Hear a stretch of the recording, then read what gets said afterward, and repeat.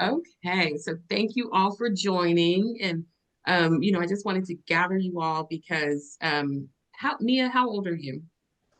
27. 27. Alan, 25.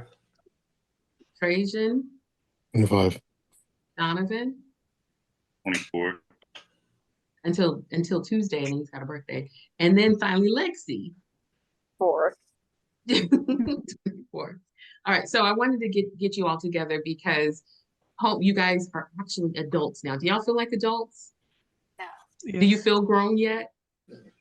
Kinda, I guess. Kinda. Yeah. So I don't know. I don't know how it happened, but I just accidentally became an adult. I don't remember, like actually just waking up one day and feeling like, oh, I'm the one who's in charge. It just never occurred to me to be in charge. Um, and then even buying a home, it was not even something that I thought about. And I'm sure by now, I'm 52 now. I'm sure by now, if it weren't for Daryl, I'm sure by now I would have thought about buying a home. But it really, absolutely did not occur to me to buy a house, and that I was at an age where I could buy a house. That just seemed like something that grown-ups did. Even though my parents owned a home, they never talked to me about it. And so I wanted to share that with you all because it is something that I think is really important for you to think about. Let's talk about rent. Who's paying rent? And you two are super lucky, Trajan and Lexi, super lucky. Okay, Mia, how much are you paying in rent? Do you mind sharing? I don't mind sharing. $1,400 a month. And what do you have? What do I have? A 1 bedroom, 1 bathroom. Okay. Alan?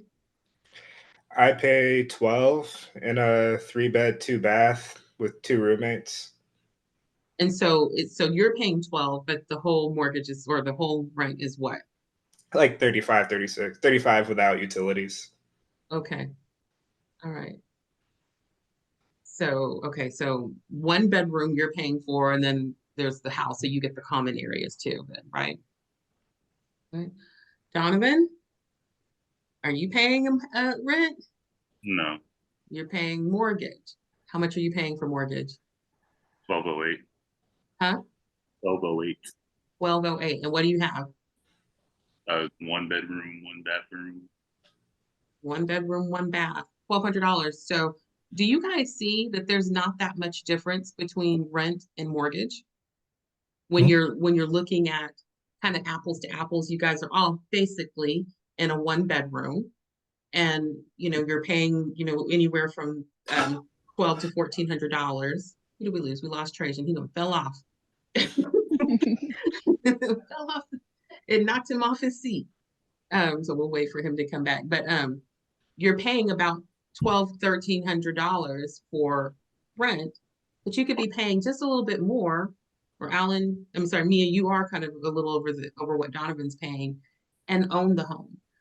So that's kind of what I want to talk to you guys about, because honestly, when you think about it like that, there's not much difference between rent and mortgage when it comes to the monthly payment, but there's a huge difference on the impact that it can have on you and your retirement. So I want to share my screen and let's get started. Like I said, when I was your age, I was not thinking about buying a house at all.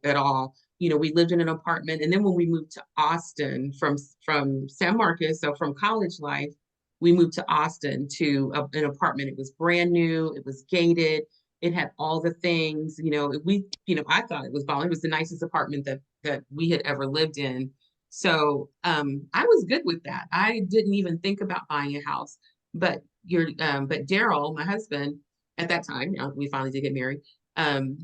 He had a friend who was talking to him about real estate, and telling him about, like, you need to buy a home and whatnot. And so Daryl's trying to tell me, we should buy a home, but I didn't see that it was necessary. If a light bulb went out, I had somebody to come and change that. If our air was not working right, we had somebody to come and fix that. We lived in a beautiful place. We had a pool. We had all the things. Why am I going to buy a house? And he just couldn't convince me. But finally,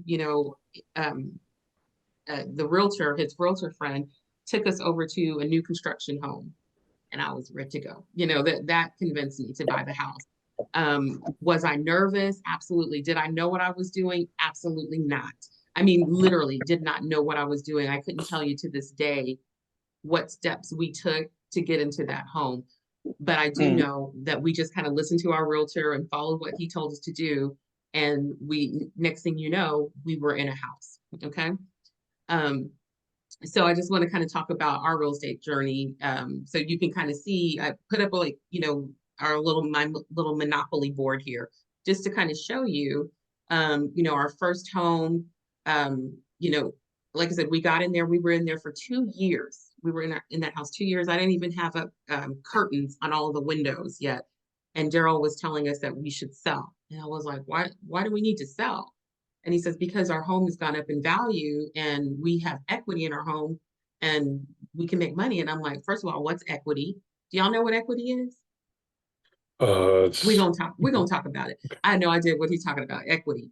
And I don't know if Daryl knew what he's talking about either, but he knew somebody who was talking to him in his ear, and he planted that word in his ear, and that equity is a good thing. Okay, hold on a second, y'all. Did somebody hop out of the room? Okay. All right. So we ended up selling that house that we had been in for 2 years. And remember, this is back in 1997. And my job, I think I was making $23,000. I don't know, Daryl was probably making about the same. So we didn't have a lot of money back then.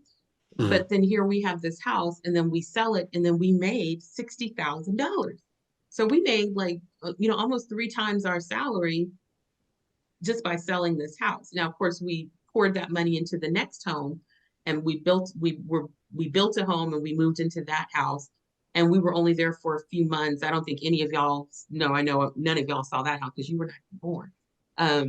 But we were only there for a few months before my job transferred us to Dallas. So that's how we ended up here in Dallas. So in that house, again, I don't know how we did it. We got with that realtor again. He helped us sell the house. I don't know what happened. All we did, we just trusted him, and he helped us to sell our house, and we broke even on that house. So we didn't make money because we were only there for a few months on the home, but we didn't lose money either. Okay. So what happens when you move out of your apartment? How much money are you making? Nothing. $4. No dollars. Maybe your y'all moved out of deposit. an apartment and they have the nerve to hand you a bill? Yes. The nerve, right? Like $25 for a burnt out light bulb, man. no, see, that's wrong. So $5 for a burnt out light bulb.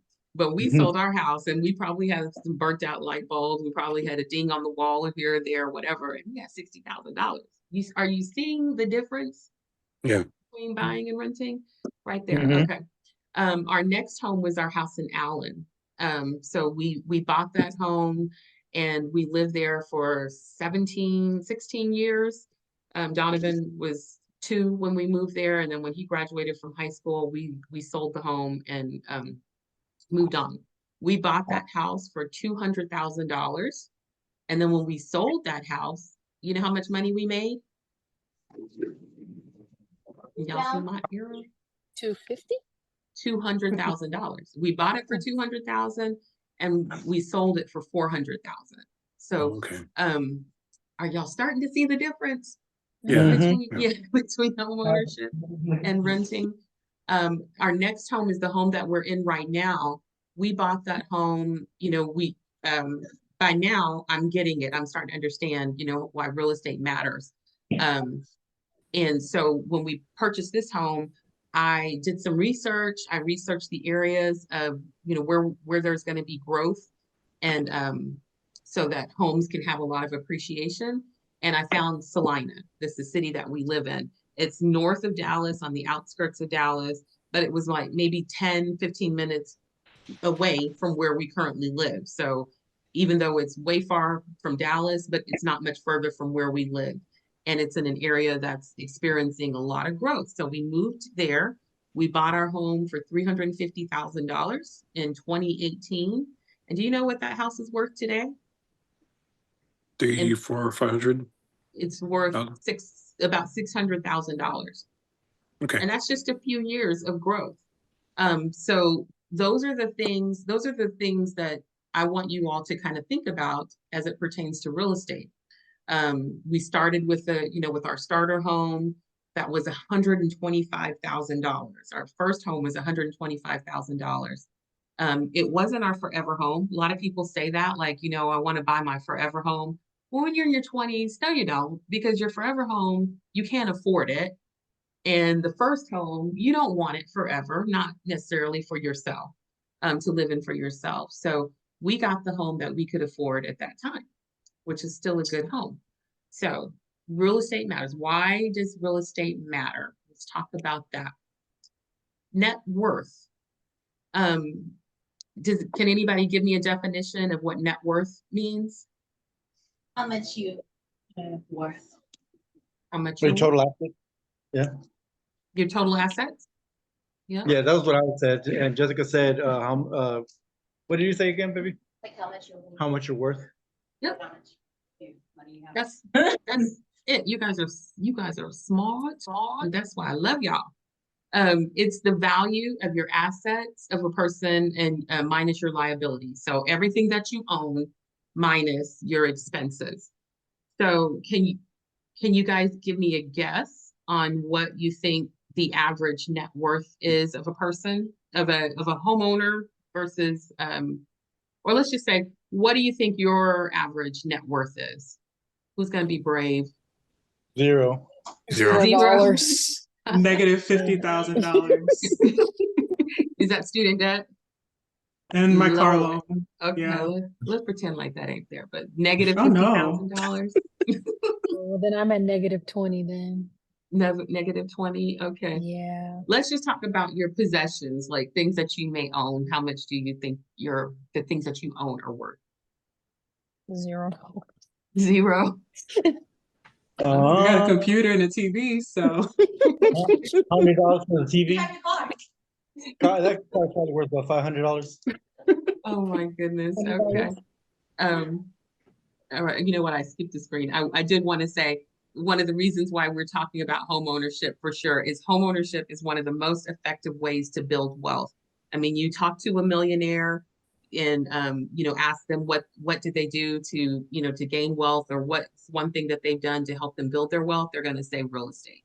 So investing in real estate. And so this is why we're having this quick little conversation about net worth, homeowners versus a renter. So let's just skip to it. You guys own like a phone, a computer and stuff like that.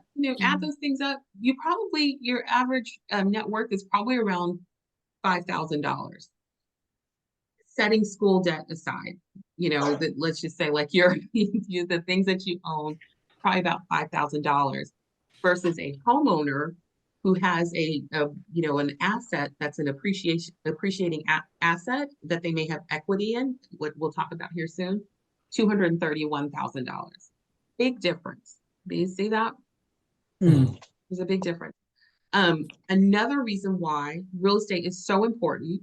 How many of you guys have asked for a raise on your job? Here.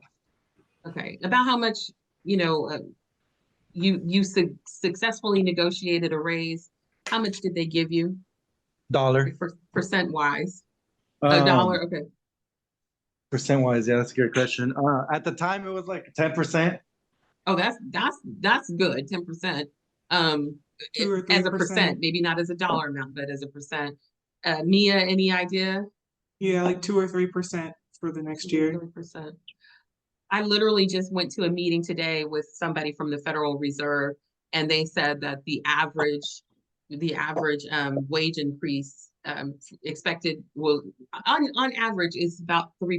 It's under 3%. It's like 2.6%. So owning a home is one thing that you can do to kind of control. Like, why wait and convince your boss that you're fabulous to give you a raise when you can give yourself a raise? Here's something else that I think is super important, especially for the people that are on this phone or on this call. Home ownership today. There's a gap in home ownership between us and maybe some of our peers. So if you look at the average white households, 74% of white people or that are of age own a home, 74%. That's amazing. In comparison to Black and Latino communities at 44 and 49%. So that's a 25 to 35 or 30% gap in wealth.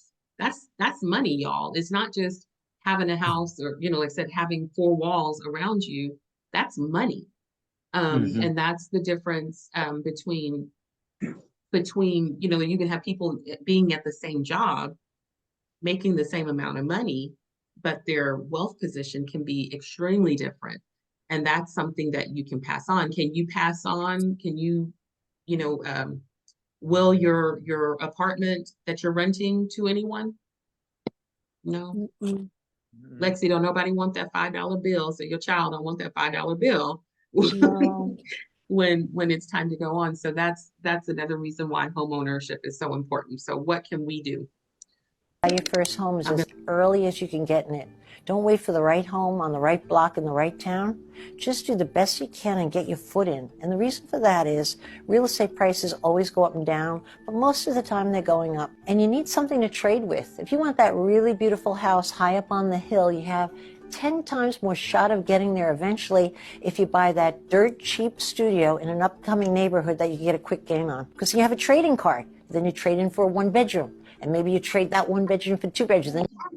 So basically she's saying, the best time to buy a home is, to buy it as young as you can. As soon as you're able to do so, to do that, because it's currency. It's a stair step. Remember I said our first home we bought it was $125,000. That was the best that we could afford. We had a, 2-person income. Today, that would be equivalent to like $350,000 or $400,000 today, purchasing a home like as a starter home. Does it seem ambitious?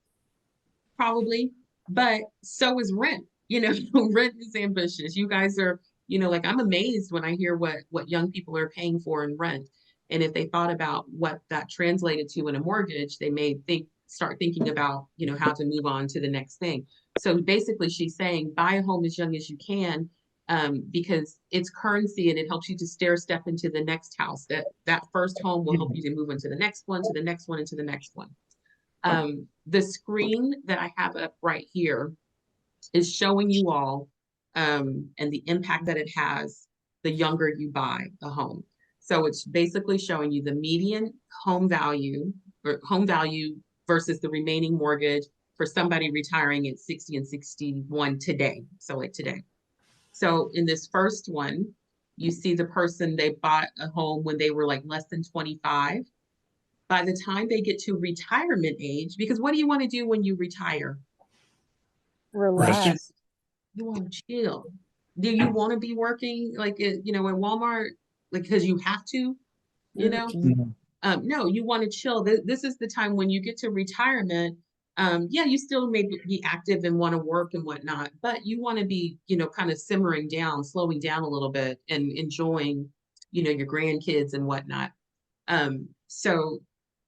This person, they bought a home when they were 25. That house is now worth, and this is, again, somebody today at 61, so they would have bought a home like in the 90s or so. So their home may be worth about $200,000. They may have about $11,000 left on that mortgage. So what's in between that is called equity.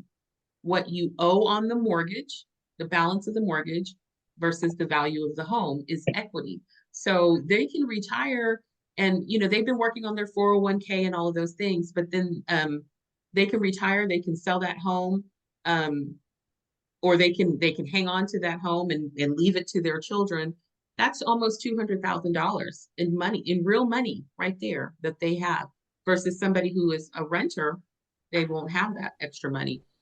Between 25 and 35, the home would be worth about $240,000. The balance of the mortgage is like 49. You start a little later, you may have about $50,000 left on that mortgage by the time it's time to retire, and have about $190,000 in equity.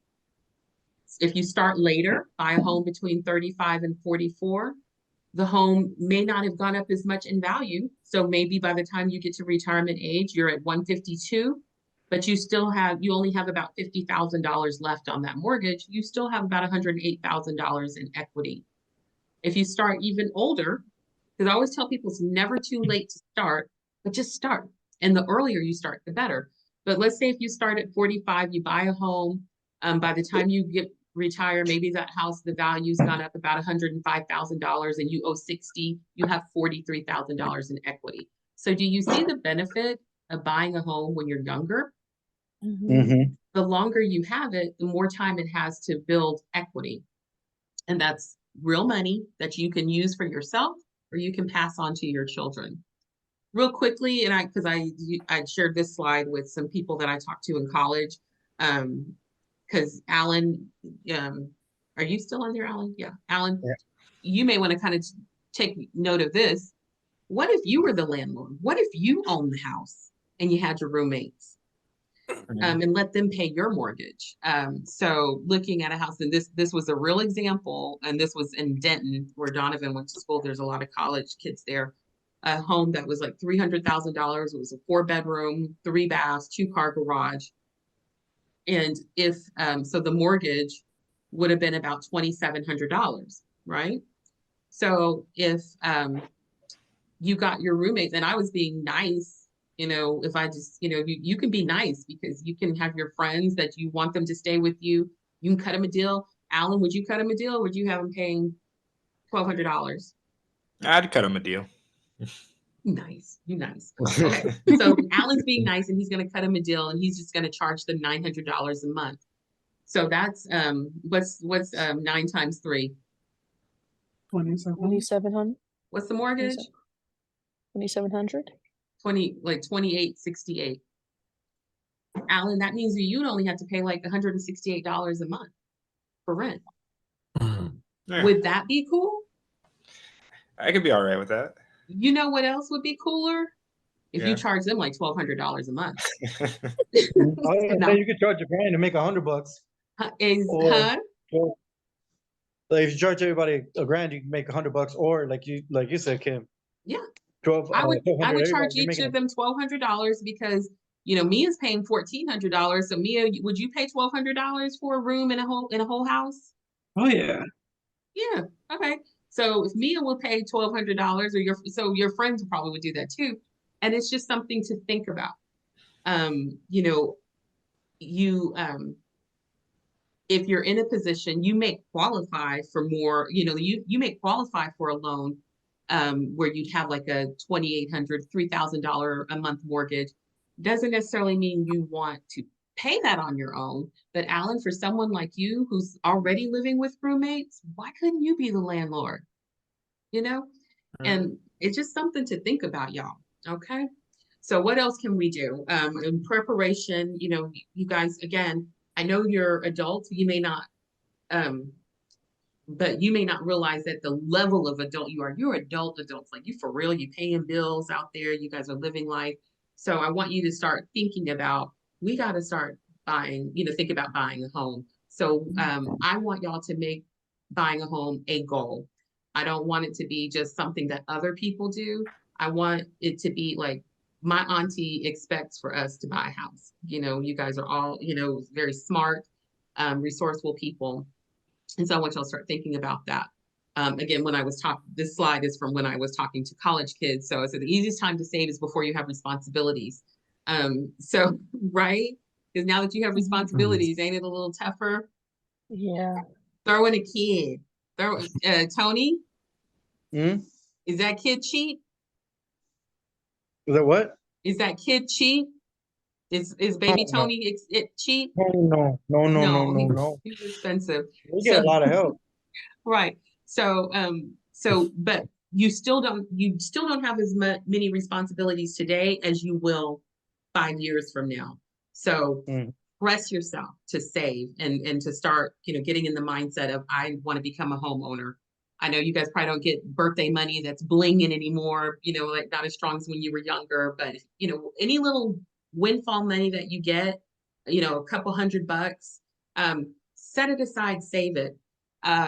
Build your credit. Have you all pulled your credit and looked at what that looks like? Mhm. If you've looked It's at it, not bad. you may be discouraged because you may think, oh my gosh, my credit is low or whatever, but it may not be low because it's bad credit. It may be low because it's low credit, like you don't have a lot of credit utilization. So things you can do to build your credit is get a secured card, maybe even get on your parents' credit card if they've, if they've got good credit and they're consistent with their, especially on whatever cards you get on.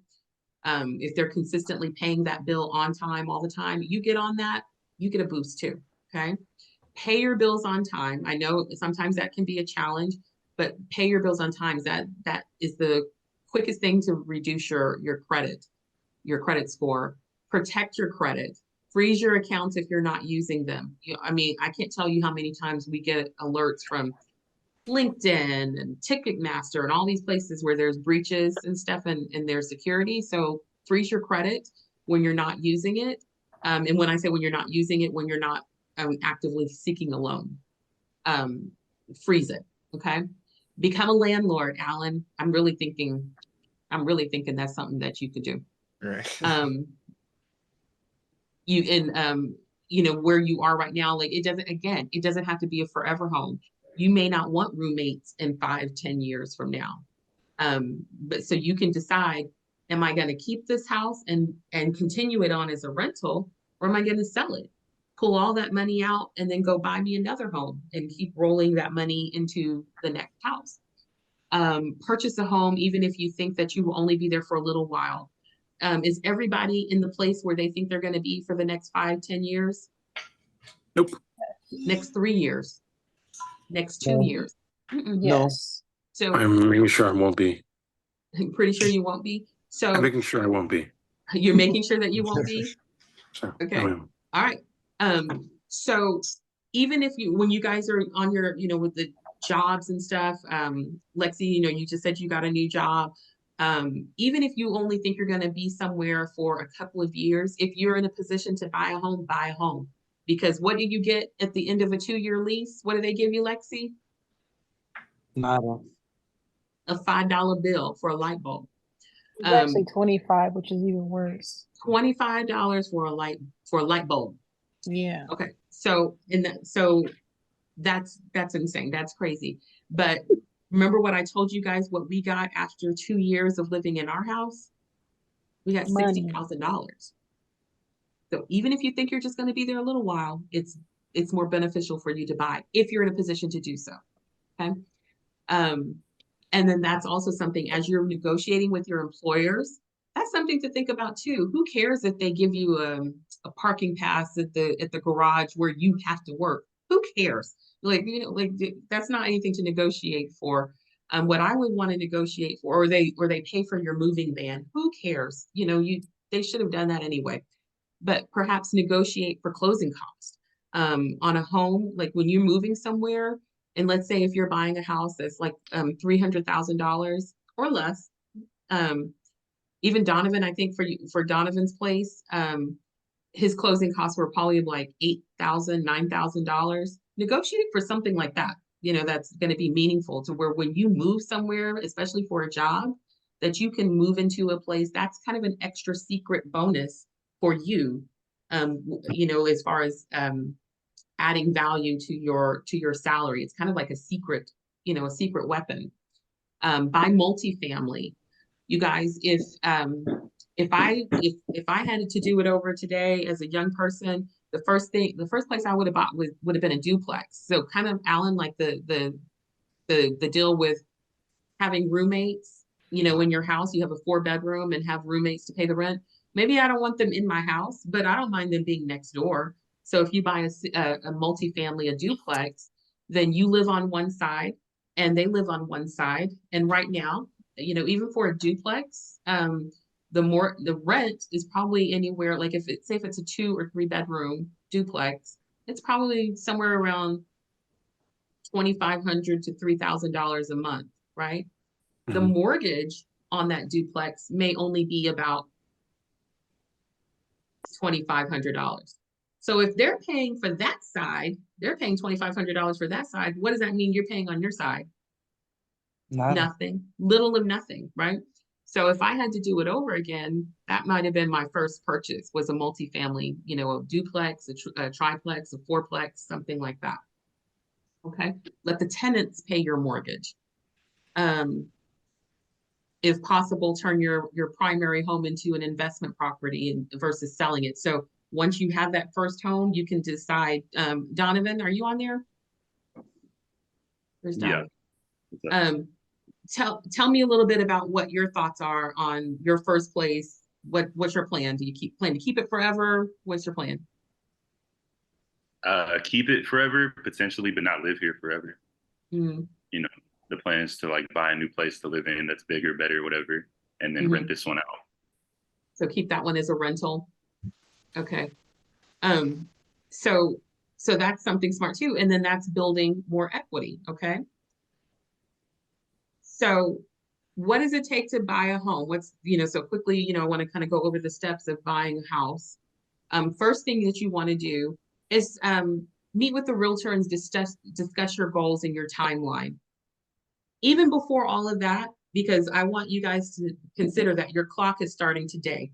You want to start doing saving activities. You want to start saving money. I will tell you just a good ballpark to start saving, and it's going to sound daunting. I'm just going to say, just save it anyway. You just like make a plan, break it down. Don't look at the whole pot, look at small bites. But I'm going to say a good ballpark to save for having a house where you feel comfortable going in and buying a home is about $30,000. Okay. And I don't even have screens of this, but a home, for a home loan, let's say there's different types of loans that you can get.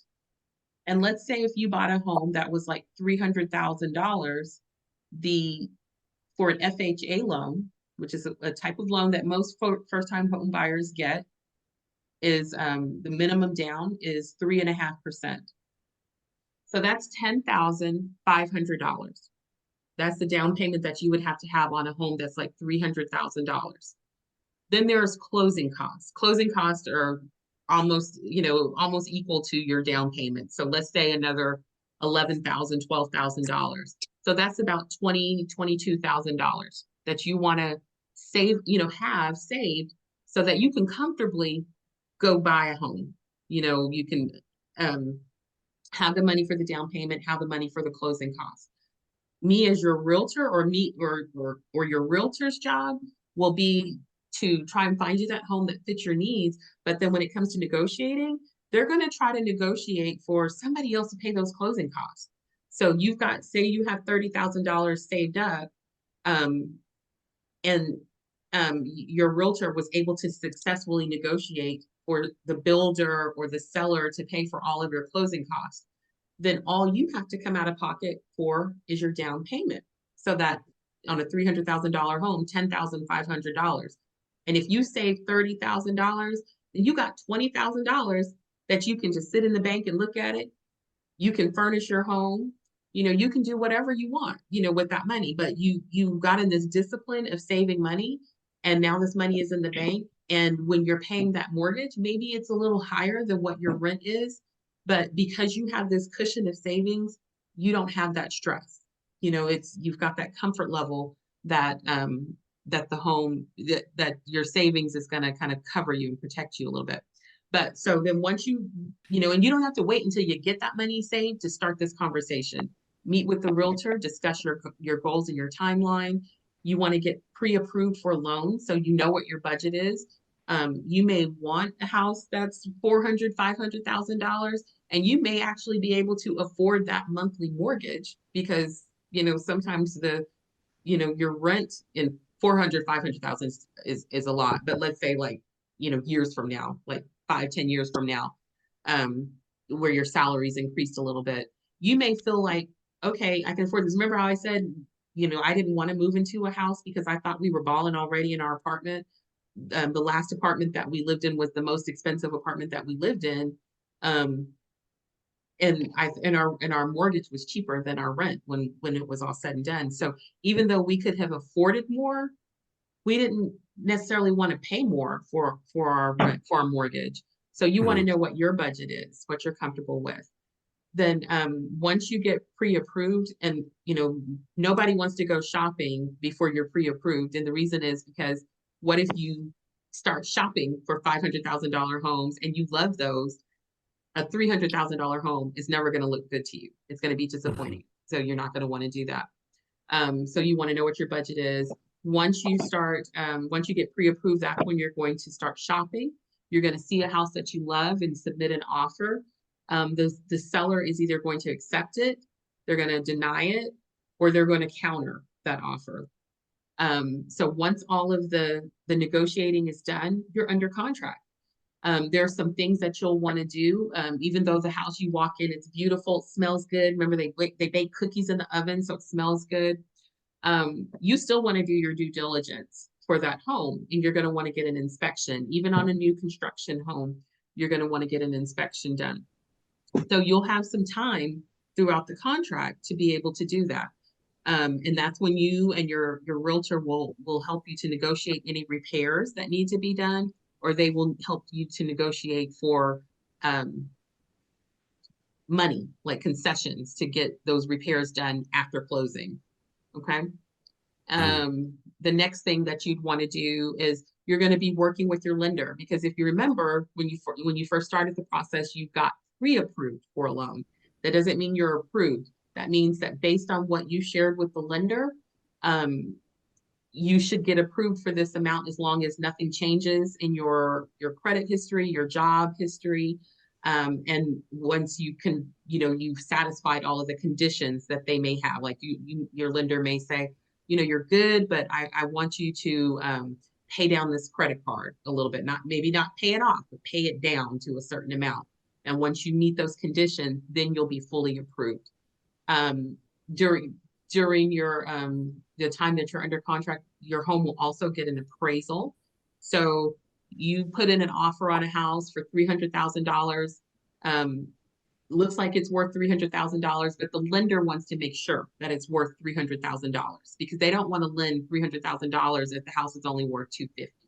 So they're going to do an appraisal to assess the value of the home, and to make sure that it's worth what you're offering for it. And you want to know that too. You don't want to necessarily buy a home that's worth less than what a lender would appraise it for, because then you don't have equity out the gate. You want to at least be break even when you purchase a home on the equity, because then you can grow from there. A title company is somebody who you would also work with when you're buying a home. They're going to be doing research on the background of that home to make sure nobody else can lay claim to that house. Like, you wouldn't want to buy the house and then come to find out that the husband had some children that, the husband who died had some children who were heirs to that house, and they were actually the rightful owner of the home. So a title company is going to research the title and make sure there's clear title and nobody else can lay claim to your home. And then once all of those things have been satisfied, you've done your due diligence, you've negotiated repairs, the appraisal looks good, you've satisfied all the conditions of the loan, to get fully approved for the loan. The title company said it's all clear. Then you're clear to close. And that means you get to go to the closing table, sign documents probably about this thick, and become a homeowner. And then even once you sign all of those documents, then behind the scenes, the bank is transferring the money. You're going to give them a big old check, your down payment. And then the bank is going to give the homeowner, either the seller or the builder, they're going to give them a big check for the balance. Remember, you're only giving 3.5%. The bank's going to give 96.5%. And once all of that changes hands, that's called you're closed and you're funded. And then you get to move in. And that's basically, you guys, the journey for home ownership. So what do you think? What are your ahas?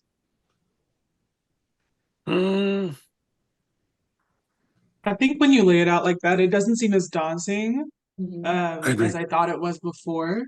Mm-hmm. Still, the thought of like handing somebody $30,000 is painful, but the investment is obviously going to be worth it over the long term. Let's do some math here, Mia, because you're so smart. Let's see. $1,400 a Mhm. month is what you're paying, Yes, ma'am. times 12 is how much? I don't know. Do you have a calculator? Yes, 16,800 Okay. for 1 year in an apartment. Yeah. And then how many years have you lived in your apartment? 2. 33,600. Girl. So is Yeah. it as daunting? It's not. Because you've already done it. You're already, I want all of y'all to know that if you're paying rent, you're paying somebody's mortgage. And you may not be paying somebody's mortgage, because if their house is paid off, you're literally just putting money in somebody else's pocket. Which I'm not saying it's a bad thing. I'm not, if you are not financially ready and able, continue to rent. But I want you to rent with the plan to become a homeowner, because you've already proven that you can pay a mortgage, because you already are. Okay. What else? Does anybody else have an aha? Mm. Alan, I just want to know what your plan is. I saw some wheels turning. I don't know. I'm probably going to be moving out of Milwaukee in the next couple of years. So we'll see. When I probably move to Minneapolis, my girlfriend's moving to the Twin Cities, so I might end up there at some point. So if I do, I'd probably buy a house up there. Mm-hmm. Okay. And it doesn't have to be a house like I said, hey, Brayden. That's the baby cousin. It doesn't have to be a house like said Donovan's in a condo. He's in a 1-bedroom, 1-bath condo. Doesn't have to be, it's not the forever home. It's the first step to the next step. So even a couple of years, Alan, you're thinking about moving in the next couple of years. If you were in a financial position even today, I would say ain't no harm in buying, because you take those roommates with you. When's your lease up? May. In May. If you were in a financial position where you could buy, I would be looking at purchasing a home. I would be talking to these roommates of mine. Are they cool? Do you like these guys? Yeah, I've known them for a while. Yeah. Yeah. Pretty reliable. No, Okay. I wouldn't say all that. So you wouldn't want you'd want to pick and choose your roommate. So maybe not everybody can make the journey. I get that. Not everybody can make the journey. But if you like, maybe it's not a 3-bedroom, if it's a 2-bedroom and you just have one roommate that you truly can rely on. And this is what I told them, because at one point we were thinking about doing like a duplex or something. But I told him, I said, whatever you buy, I want you to feel comfortable that you can pay that mortgage on your own every month if it came down to it. So whatever you buy, make sure you feel comfortable. And then if you get somebody to pay half of it, then you feel even more comfortable. But as long, that you still have that peace of mind that you can handle it on your own. So I just want that to be something for you to think about. Because like I said, in 1997, when we sold our house, we made $60,000, and that was 1997. So today, just kind of, I don't know who's good at math and to do like what's the equivalent of $60,000 today versus 1997. That's a little chunk. Even if it was $60,000 today, that's a good chunk of change. To carry on. Like, again, how much was your last raise? 3%. Do the math. It's not a lot of money. So you can kind of control your own financial income better than a boss will. Be your own boss. Lexi and Trajan, what about y'all? Well, I'm not being depreciative when I say this, but I don't really have any money. I have $200 as I speak right now in my Woodforce account. But I am going to put myself in a position to at least make sure I have enough of that. Make sure I have enough of that to so I could do this. Personally, in the next 5 years, I don't see myself buying a house, but I do like this real estate venture. It seems like a good idea. Mm-hmm. Since you did laid out the logistics. Mm-hmm. I don't have many questions because honestly, I'm not too versed in it. So I couldn't tell you what is wrong or what is right. Mm-hmm. It's just like a general guideline for me. Yeah. It's a lot. And that's why I said when you look at it, the whole big thing, it seems like a lot. And that's why it's important to talk to people and be open to listen. Like I said, I at first I was not open to listen. And I probably delayed our home buying process for a couple of years because I wasn't open to listen. We were balling. What do you mean? You know, like what do you mean I need to go buy a house? I didn't see anything wrong. There wasn't anything wrong with what we were doing. We were renting. There was nothing wrong with it other than the fact that I was just being hard-headed and not listening. Mhm. So, but the whole process was, I wouldn't even say it was overwhelming. We literally, well, no, I don't want to say we, I want to say me. I literally just like, okay, just tell me what to do next. Tell me what to do next. Tell me what to do next. Now, did I have a panic attack the day before we closed? Yes, I did. I did because Mia handing that check over, that's real. And I had a huge panic attack. And I talked to my dad and he's like, you can do this. You got this. And I'm just like, okay, you know, I have the money. This is what I saved it for. I had a client who was the same way. She was so upset because her closing costs were going to be a little higher than what she thought. Well, she had saved all of her money. She saved all of her down payment and closing costs. She did what she needed to do.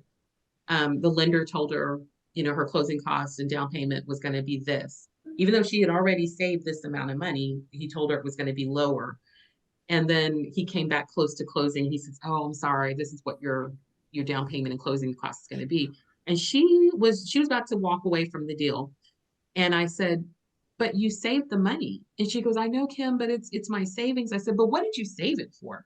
And she said, "Well, I saved it to buy a house." And I said, "Okay, well, what are we about to do here?" And she said, "Well, I'm about to buy a house." I said, "Okay." I said, "And just like you save that money, you're going to buy this house, and guess what you're going to keep on doing? You don't just lose that habit. You keep on saving. You just keep on saving." So if she did it once, she can do it again. And she bought in a neighborhood. It was a brand new neighborhood. And literally, she would, how like you go into neighborhoods and they have the street that has all the model homes and stuff on it. Yeah. Well, she ended up buying one of the model homes because one of the builders, they built a model home, and right before COVID, they built a home right before COVID, and then COVID hit, and then I guess they got scared and they backed out of that community, and they're like, "Nah, we're not going to build in that community." So they put their model home up for sale. So she bought that model home, and that was during COVID. That's a scary time, but she bought that home during COVID. The neighborhood is still growing and still developing. It's 2024. She bought her home in 2020, and her home is worth more than double. And that's not the norm. For that short a period of time, her home is worth more than double. And she was going to let that go because she was afraid to spend the money that she saved to buy a home. She was afraid to do. So you had to just break it down into small steps, and don't look at the big, like this is a lot of money. Look at the small steps. Look at the benefits of it long term, and most of all, always partner yourself with people who are of the same mindset and looking to grow and to build. You guys have me. I'm here. You can always ask me questions. I'm gonna, I'll give you answers even if you don't ask questions. I'm gonna be telling you stuff, right? That's auntie.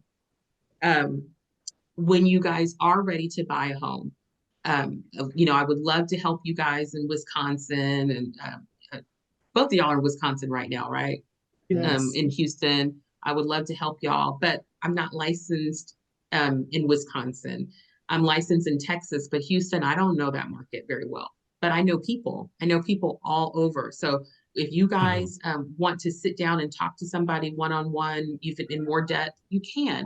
And I can get you connected with somebody to talk to you about that wherever you go. Okay.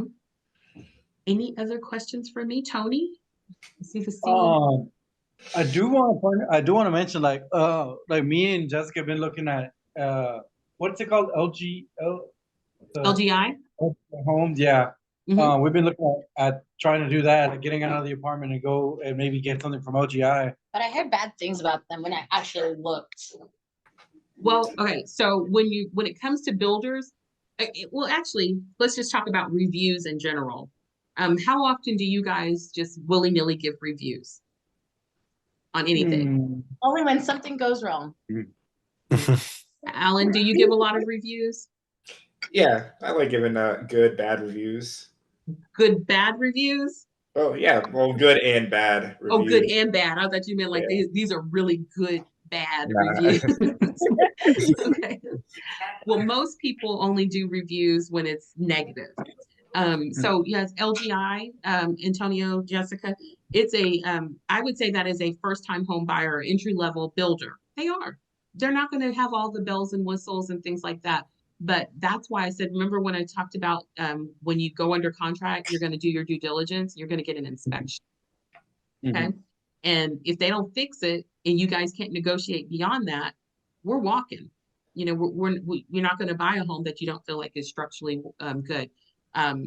There, you know, every builder, you know, I've seen some $1 million homes that were built and there were issues with those homes. So you always want to have that inspection. So you know, we can talk about that offline about that builder or any other builder or other home. You know, we can just start talking about what that looks like, because I think you're right. You know, you guys, you know, you're probably getting to a position where you're ready to buy a home. Donovan, you're wandering around. Take yourself off mute. Can you tell us some of your ahas of buying a home and what you would do differently, what you would do next, like those types of things? Well, firstly, I'll get a different realtor. Whatever. Try it if you won't. But I mean, I don't have any ahas. It's I have a house, I live here, and I make money from it. Okay, well, I know I can tell you, remind you an aha. Remember right before you closed on your house and I ran you some comps on what homes in that area were renting for? You remember that? You're on mute. Do you remember that? Yeah. What was the learnings or the findings that you saw there? What was it? I don't know. Oh my gosh. And so to me, I was like all geeked out. Okay, so when he, right before he closed on his home, I ran comps for rentals in that area. And the average rent was going for about $1,500 and his mortgage was $1,200. So to me, that just makes sense, y'all. It just makes sense. I would definitely do that.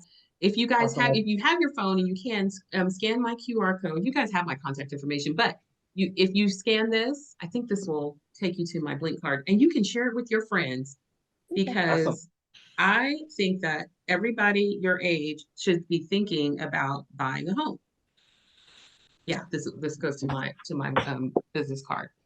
And you can share this card with any of your friends. You guys have my contact information, but feel free to share this with anyone. Awesome.